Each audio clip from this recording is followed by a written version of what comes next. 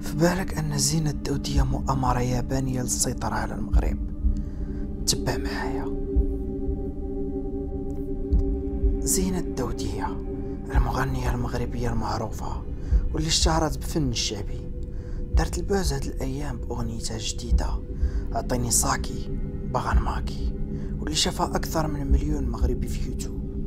الأغنية اللي تلقاتها في نهار 8 يناير اللي هو بالضبط يوم الاحتفال السنوي في اليابان بفترة إيسي، اللي بدات نهار فاش تسلم الإمبراطور أكيهيتو العرش في 1989. أيضا الغريب هو اسم الأغنية أعطيني ساكي باغا ماكي، اللي واضح أنه كيدل على المشروب الكحولي اللي معروفة به اليابان والمسمى بالساكي، اللي كيقدوه بتخمير الروز، والماكي اللي هو نوع معروف من أنواع السوشي الياباني. مازال ما تيقتينيش؟ زينة الدودية قبل ما تبدا المسيرة الفنية ديالها كان سميتها هند الحنوني. اسم الحنوني فاش كنديروه في ترجمة جوجل كيعطينا كلمة بيا، واللي لقينا انها اسم لمجموعة محلات السوشي الياباني حول العالم.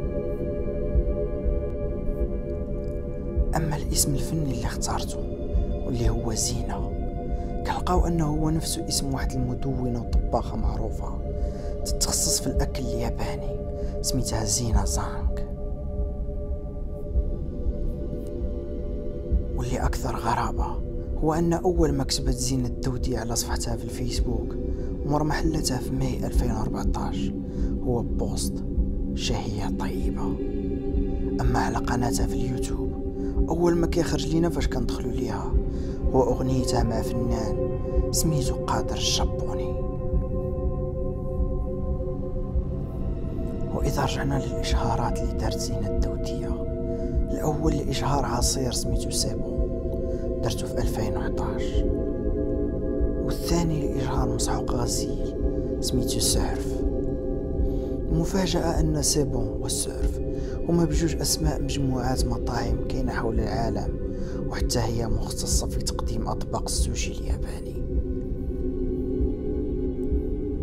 واخيرا اغنية الدودية اللي تشهرت بزاف في 2014 نتايا واعر واعر.